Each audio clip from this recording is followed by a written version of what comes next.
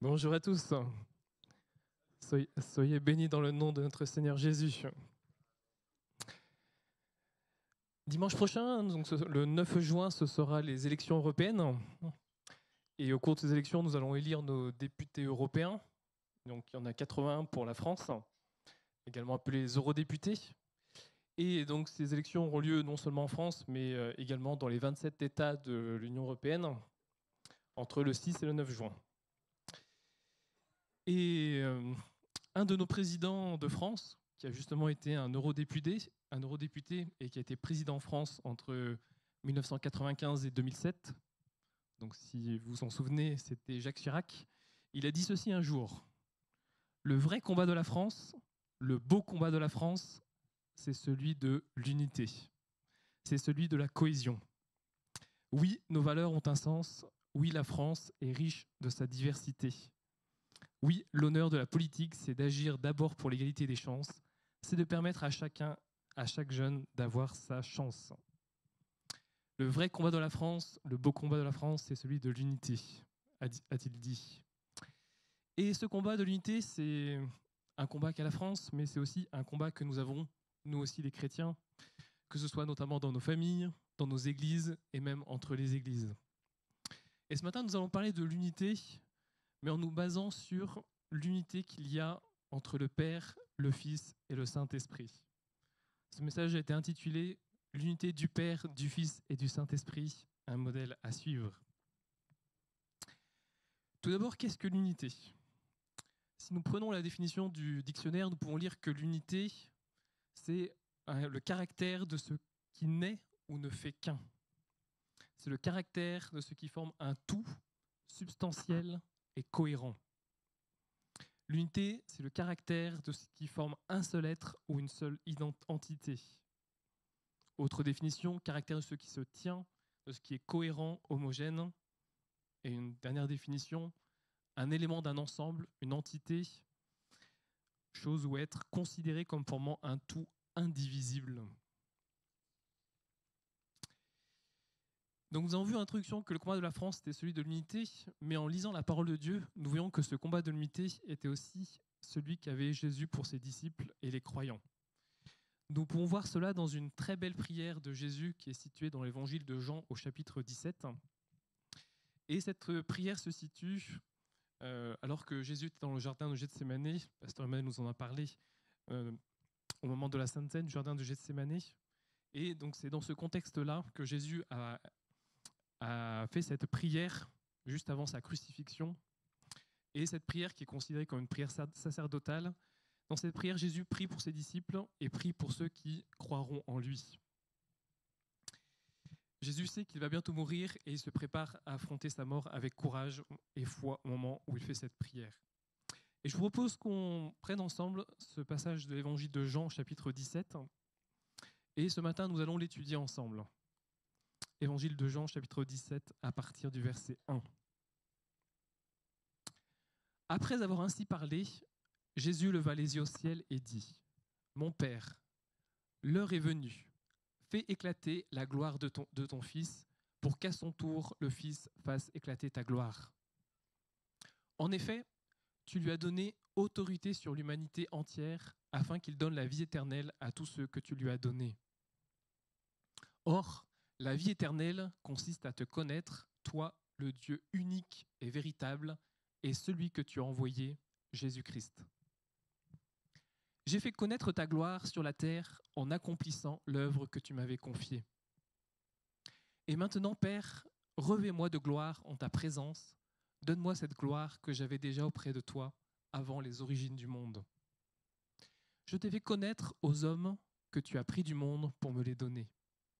Ils t'appartenaient et tu me les as donnés. Ils ont gardé ta parole. Maintenant, ils savent que tout ce que tu m'as donné vient de toi. Car je leur ai transmis fidèlement le message que tu m'avais confié. Ils l'ont reçu.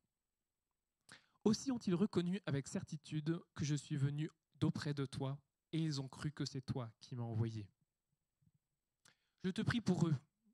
Je ne te prie pas pour le reste des hommes, mais pour ceux que tu m'as donnés, parce qu'ils t'appartiennent. car tout ce qui est à moi t'appartient, comme tout ce qui est à toi m'appartient.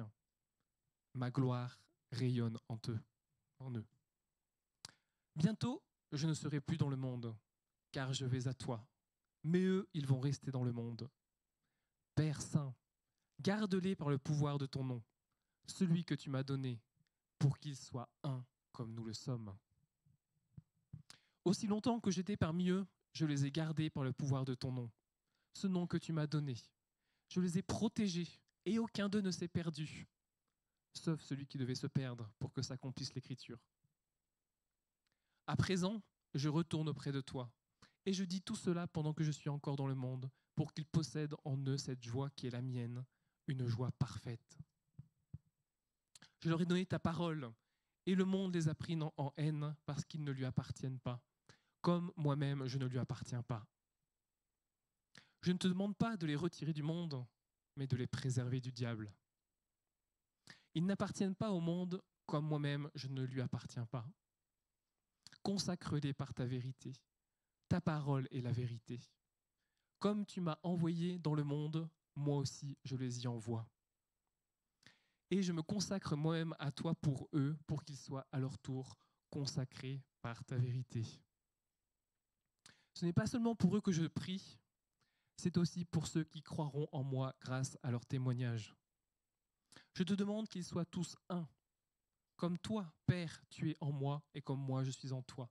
Qu'ils soient un en nous pour que le monde croie que c'est toi qui m'as envoyé. Je leur ai donné la gloire que tu m'as donnée, afin qu'ils soient un comme toi et moi, nous sommes un. Moi en eux et toi en moi. Qu'ils soient parfaitement un et qu'ainsi le monde puisse reconnaître que c'est toi qui m'as envoyé, que tu les aimes comme tu m'aimes. Père, mon désir est que ceux que tu m'as donnés soient avec moi, là où je serai, et qu'ils contemplent ma gloire, celle que tu m'as donnée, parce que tu m'as aimé avant la création du monde. Père, toi qui es juste, le monde ne t'a pas connu, mais moi je t'ai connu, et ceux-ci ont compris que c'est toi qui m'as envoyé. Je t'ai fait connaître à eux, et je continuerai à te faire connaître, pour que l'amour que tu m'as témoigné soit en eux, et que moi-même je sois en eux. Amen. Quand Jésus prie pour ses disciples, Jésus a demandé au Père, tout d'abord, au début, Jésus a commencé par prier pour lui-même, ensuite il a prié pour ses disciples, et en priant pour ses disciples, qu'est-ce qu'il a demandé? Il a demandé, le verset 11 nous disait, Père Saint, garde-les par le pouvoir de ton nom, celui que tu m'as donné, pour qu'ils soient un comme nous le sommes. La prière de Jésus pour ses disciples, c'est que les disciples soient un. Et après, dans la troisième partie de ce passage, Jésus a prié pour ceux qui vont croire en lui. Et ça, c'était le verset 21 qui disait « Je te demande qu'ils soient tous un, comme toi, Père, tu es en moi et comme moi, je suis en toi. Qu'ils soient un en nous pour que le monde croie que c'est toi qui m'as envoyé. » L'unité, c'est la première des choses que Jésus demande à son Père pour ses disciples et pour tous ceux qui croiront en lui. Il prie pour que cette unité soit à l'image de l'unité qu'il y a entre le Père et le Fils. Jésus disait, pour qu'ils soient un comme nous le sommes, pour qu'ils soient un comme le Père et le Fils sont un. Et je vous propose que nous puissions étudier ensemble ce matin comment est cette unité qu'il y a entre le Père et le Fils. Et nous allons décortiquer et analyser ce passage que nous avons lu. Le verset 1 nous disait, Jésus disait, « Père, l'heure est venue, je fais éclater ta gloire, la gloire de ton Fils, pour qu'à son tour, le Fils fasse éclater ta gloire. » Nous pouvons voir déjà que dans la relation entre le Père et Jésus, entre le Père et le Fils, il y a une réciprocité.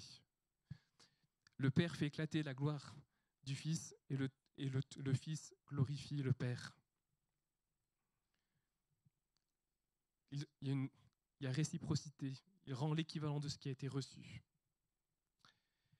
Dans le verset 2, nous voyons qu'il est écrit « En effet, tu lui as donné autorité, donc tu as donné à Jésus autorité sur l'humanité entière afin qu'il donne la vie éternelle à tous ceux que tu lui as donnés. » Dans la relation qu'il y a entre le Père et le Fils, le Père a communiqué l'autorité au Fils.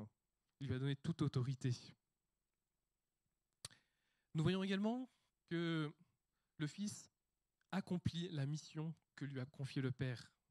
Ça, c'était le verset 4 qui nous disait « J'ai fait connaître ta gloire sur la terre en accomplissant l'œuvre que tu m'avais confiée. » Et l'œuvre que le Père avait confiée au Fils était de le faire connaître. Lui, le Dieu unique et véritable. Et cette œuvre, c'était aussi de mourir à la croix comme sacrifice expiatoire pour le pardon des péchés de tous ceux qui croient en lui, qui allait se passer dans les heures à venir, au moment de la prière. Et par rapport au fait d'accomplir finalement la mission que Dieu lui avait confiée, le verset 7 nous dit aussi « Maintenant ils savent que tout ce que tu m'as donné vient de toi, car je lui ai transmis fidèlement le message que tu m'avais confié. » Le message qu'a reçu Jésus et que Jésus a enseigné sur terre provenait de son Père, et Jésus a transmis avec fidélité ce message aux disciples. L'unité entre Jésus et le Père se manifeste par la fidélité du Fils à accomplir les missions que lui confie son Père.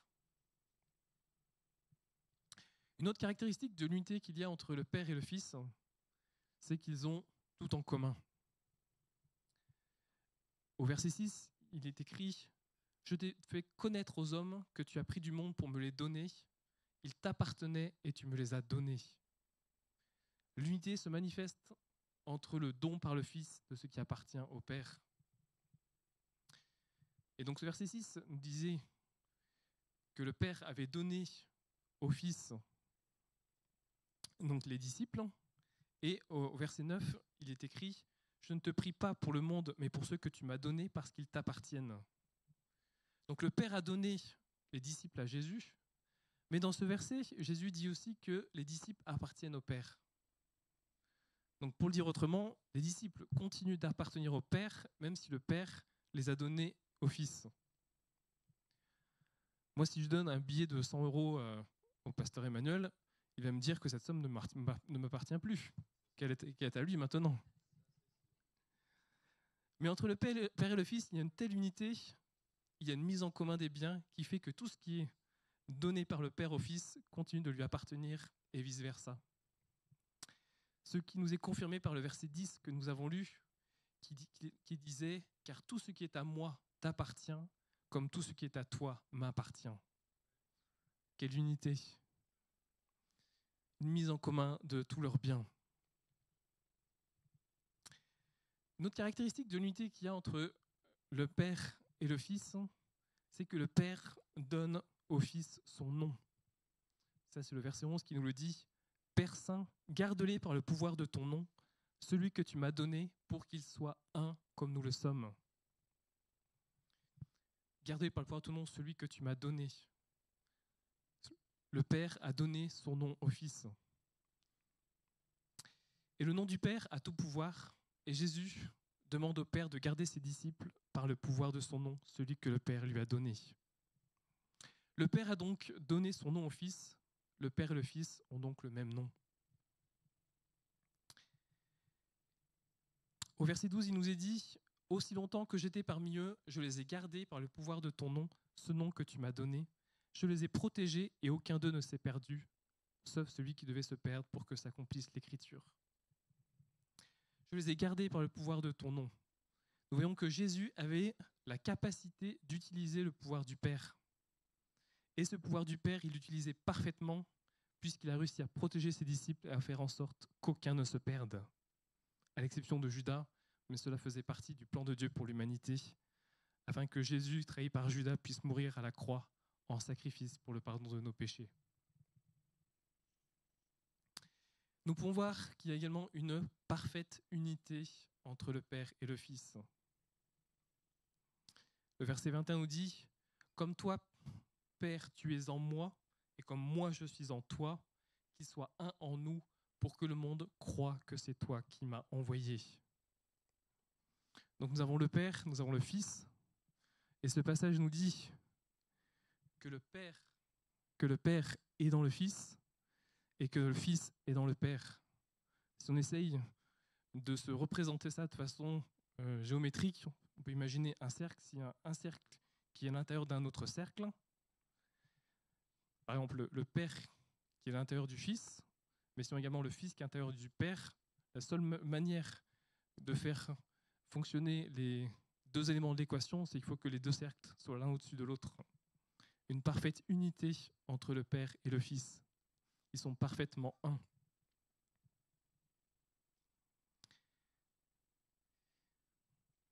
Donc ce passage que nous avons lu nous expliquait de manière précise l'unité qu'il y avait entre le Père et le Fils. Et je me suis aussi posé cette question, comment se manifeste aussi l'unité entre le Saint-Esprit et le Père?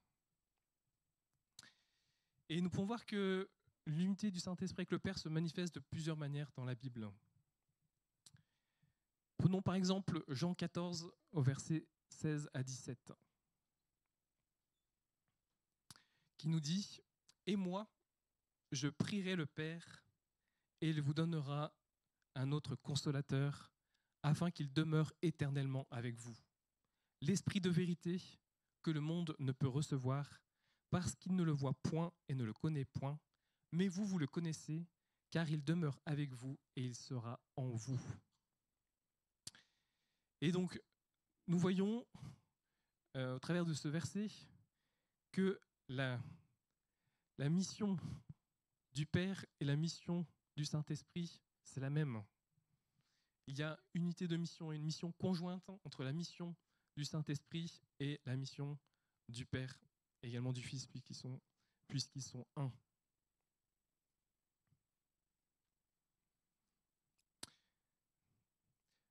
Un autre passage dans 1 Corinthiens 2, versets 10 à 11 nous dit « Dieu nous les a révélés par l'Esprit, car l'Esprit sonde tout, même les profondeurs de Dieu. Lequel des hommes, en effet, connaît les choses de l'homme, si ce n'est l'Esprit de l'homme qui est en lui? De même, personne ne connaît les choses de Dieu, si ce n'est l'Esprit de Dieu. » Personne ne connaît les choses de Dieu si ce n'est l'Esprit de Dieu. Nous voyons que le Saint-Esprit a une parfaite connaissance du Père. Donc il y a une révélation conjointe entre le Saint-Esprit et le Père et le Fils.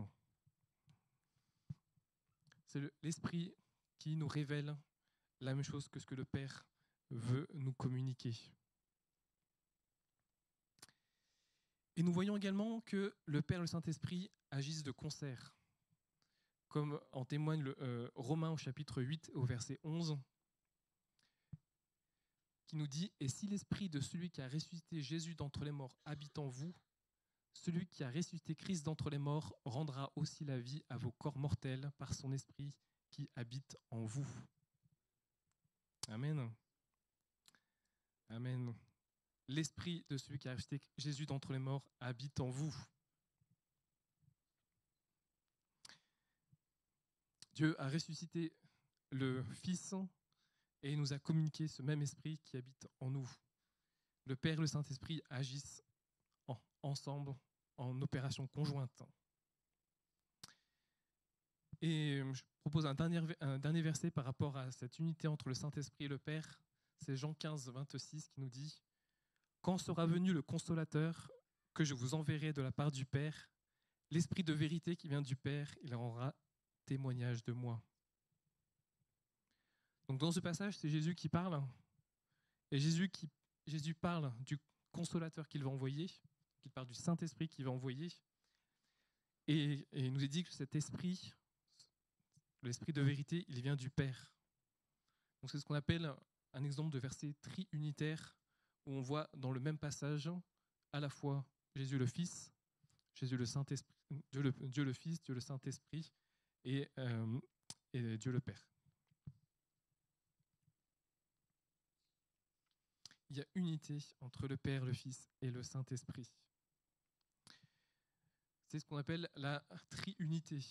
Donc le mot de triunité n'existe pas en tant que tel dans la Bible, mais nous voyons au travers de versets comme celui que nous venons de lire que Dieu se révèle sous forme de 3 personnes, le Père, le Fils et le Saint-Esprit, chacun ayant des fonctions différentes, mais il y a une unité parfaite entre eux.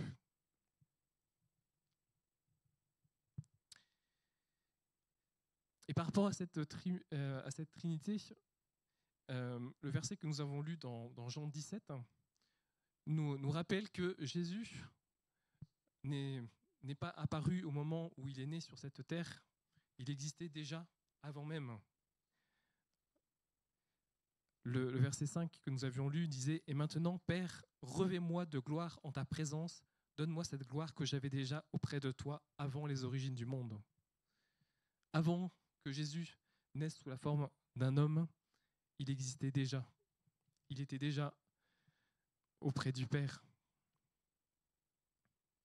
Le verset 8 nous dit « Aussi ont-ils reconnu avec certitude que je suis venu d'auprès de toi et qu'ils ont cru que c'est toi qui m'as envoyé. » Donc Jésus a été envoyé, Jésus était au ciel auprès du Père et il a été envoyé. Il a pris la forme d'un homme pour se faire pleinement homme, afin que Jésus, qui est à la fois pleinement homme et pleinement Dieu. Et après, donc, ce passage nous explique aussi ce qui va se passer après la mort de Jésus. Jésus va retourner au Père. Le verset 11 disait « Bientôt je ne serai plus dans le monde, car je vais à toi. » Et le verset 13 « À présent je retourne auprès de toi, et je dis tout cela pendant que je suis encore dans le monde, pour qu'ils possèdent en eux cette joie qui est la mienne, une joie parfaite. »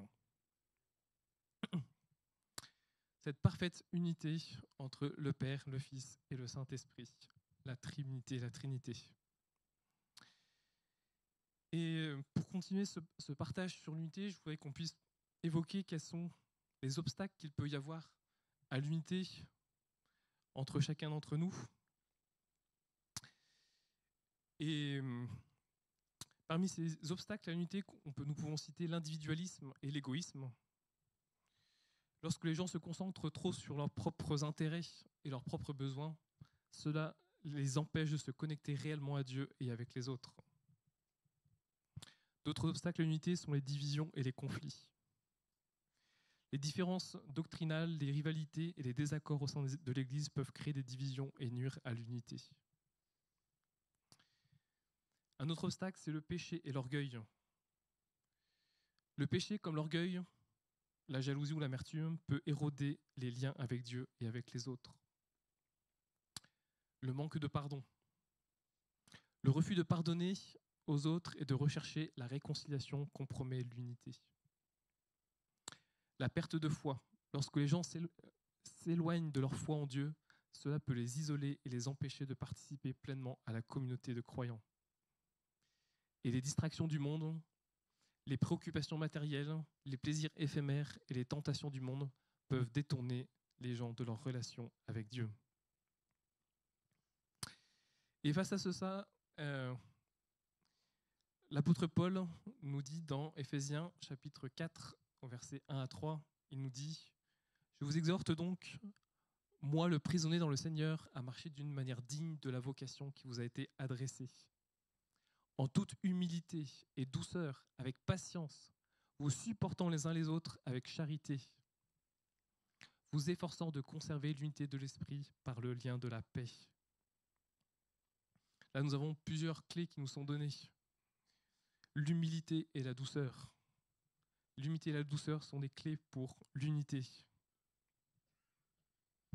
Supporter les autres avec charité. Supporter les autres avec amour. Vous efforçant. Pour conserver l'unité, il y a une notion, il y a des efforts à faire. Ce n'est pas facile, ce n'est pas automatique. Il y a de l'effort à faire pour pouvoir conserver cette unité. Et parfois, pour conserver cette unité, il faut accepter de souffrir l'injustice. Dans 1 Corinthiens 6, 7, il nous est dit « C'est déjà certes un défaut chez vous que d'avoir des procès les uns avec les autres. Pourquoi ne souffrez-vous pas plutôt quelque injustice? Pourquoi ne vous laissez-vous pas plutôt dépouiller ?» Accepter de souffrir l'injustice pour conserver l'unité. On peut aussi accepter de souffrir de fausses accusations pour conserver l'unité. Lorsque Jésus était sur cette terre, il a subi une multitude de fausses accusations auxquelles il n'a pas répondu. Et face à l'individualisme, l'apôtre Paul nous dit dans 1 Corinthiens 10, 24 que personne ne cherche son propre intérêt, mais que chacun cherche celui d'autrui. Si nous cherchons tous l'intérêt des autres, cela va renforcer l'unité entre nous. Et cette unité entre le Père et le Fils m'a fait penser aussi à l'unité qu'il doit y avoir au niveau du couple. Matthieu 19, versets 4 à 6 nous dit « Il répondit, n'avez-vous pas lu que le Créateur, au commencement, fit l'homme et la femme, et qu'il dit, c'est pourquoi l'homme quittera son père et sa mère, il s'attachera à sa femme, et les deux deviendront une seule chair. Ainsi, ils ne sont plus deux, mais ils sont une seule chair. Que l'homme donc ne sépare pas ce que Dieu a joint. Ils ne sont plus deux, mais ils sont une seule chair. De même que le Père et le Fils sont un, l'un avec l'autre, de même dans les couples, l'homme et la femme sont appelés à être un et ne plus deux. Et ce que nous avons vu, c'est que le Père et le Fils mettaient tout en commun. Et ça m'a fait penser à une application très concrète, très pratique. C'est lors des mariages, lorsque un homme et une femme décident de se marier, il y a cette question qui leur est posée de choisir le régime matrimonial. En France, il existe plusieurs régimes matrimoniaux possibles. Il y a ce qu'on appelle le régime matrimonial, la communauté légale, donc c'est la communauté réduite aux acquis. Donc c'est celle qui s'applique automatiquement aux couples qui se marient sans contrat de mariage. Et dans ce régime matrimonial, il y a deux types de biens qui sont distingués. Il y a les biens propres, donc c'est les biens que possédaient les époux avant le mariage ou qu'il va recevoir par donation ou succession pendant le mariage. Donc ces biens propres restent à lui, c'est-à-dire que tout ce qu'il avait avant de se marier, ça reste à lui. Tout ce qu'il va recevoir par donation va rester à lui. Et après, il y a les biens communs, c'est biens acquis par les époux pendant le mariage, à l'exception des biens propres. Donc ça, c'est un des régimes qui existent. Il existe le régime de séparation de biens, où dans ce cas-là, les biens de chaque époux restent séparés pendant le mariage. Chacun conserve à pleine propriété l'administration de ses biens. Il y a un troisième régime qui existe, c'est la communauté universelle. Tous les biens des époux présents et à venir sont communs. Et il y a encore une autre option possible, c'est le régime dérogatoire, où chacun peut faire le contrat qu'il veut et puis définir les règles qu'il veut. Et moi, quand je me suis marié, je me suis posé cette question. Je vais faire ce choix. Quel est le régime matrimonial qui correspond le mieux à l'unité que nous appelle la parole de Dieu entre un homme et une femme? Le Père mettait tout en commun avec le Fils.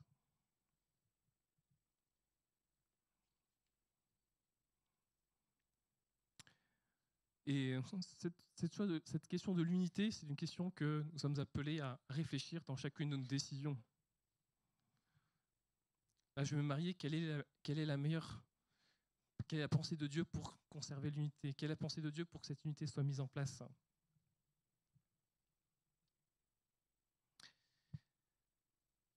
Une autre application très pratique, toujours par rapport à la vie de couple, nous avons vu que le Père a donné son nom au Fils.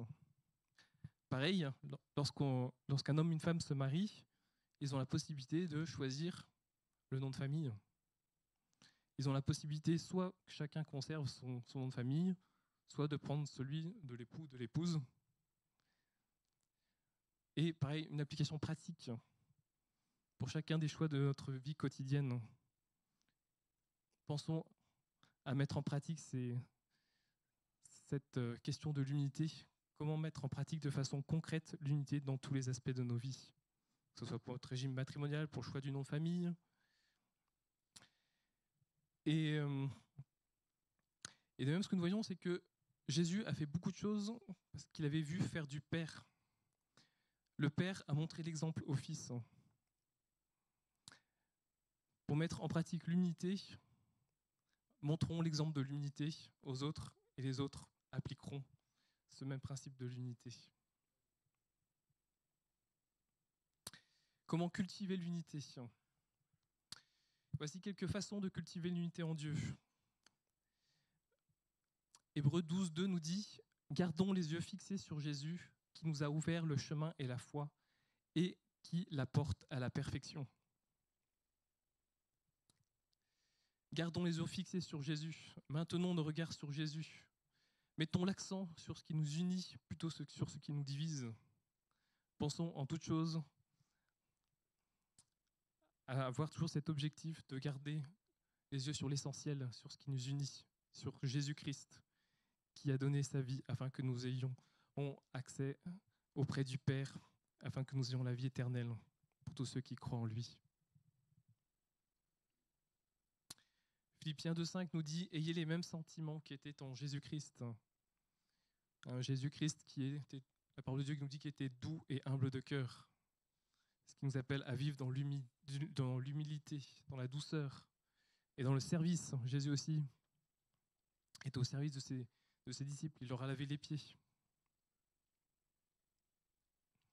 Pour cultiver l'unité, pratiquons également le pardon et la réconciliation. Colossiens 3:13, supportez-vous les uns les autres, et s'il a un sujet de se plaindre de l'autre, pardonnez-vous réciproquement. De même que le Christ vous a pardonné, pardonnez-vous aussi. Il est écrit, s'il a un sujet de se plaindre de l'autre. Si quelqu'un a un sujet de se plaindre de l'autre, il n'est pas écrit, plaignez-vous. Il est écrit, pardonnez.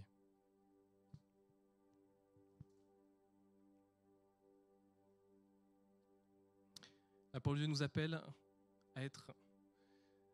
à marcher ensemble, unis. Et pour cultiver l'unité, la prière que nous avons lue de Jésus, Jésus priait pour cette unité. Si Jésus priait pour cette unité, de même nous sommes appelés aussi à prier pour que cette unité soit conservée. Et en cultivant ces attitudes et ces pratiques, nous pouvons tous progresser dans l'unité et témoigner de Dieu par cette unité, par cet amour qu'il y a entre nous. Et pour conclure, Blaise Pascal a dit « L'unité est la forme de toute beauté ». Donc Blaise Pascal, c'est un mathématicien, un physicien, un inventeur français du XVIIe siècle, qui nous a dit « L'unité est la forme de toute beauté ». Mais il a aussi dit que la multitude qui ne se réduit point à l'unité est confusion, et l'unité qui ne dépend pas de la multitude est tyrannie. Donc ça montre l'importance de la responsabilité de chacun. L'unité ne peut se faire que si chacun travaille activement à cette unité. Cette citation exprime la nécessité d'équilibrer unité et diversité, de trouver un juste milieu entre l'ordre et la liberté, entre le collectif et l'individuel. C'est un appel à une unité qui respecte et intègre la pluralité. Et je terminerai par ce psaume 133 qui nous est dit « Oh, qu'il est agréable, qu'il est doux pour des frères de demeurer ensemble ». Que de demeurer ensemble, que de demeurer dans l'unité, que de demeurer dans l'harmonie. C'est comme l'huile précieuse qui est répandue sur la tête, descend sur la barbe d'Aaron, qui descend sur le bord de ses vêtements. C'est comme la rosée de l'Hermon qui descend sur les montagnes de Sion, car c'est là que l'Éternel envoie la bénédiction, la vie pour l'éternité.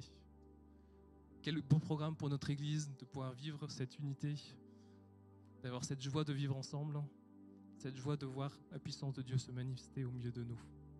Amen. Alléluia. Seigneur, nous voulons te remercier.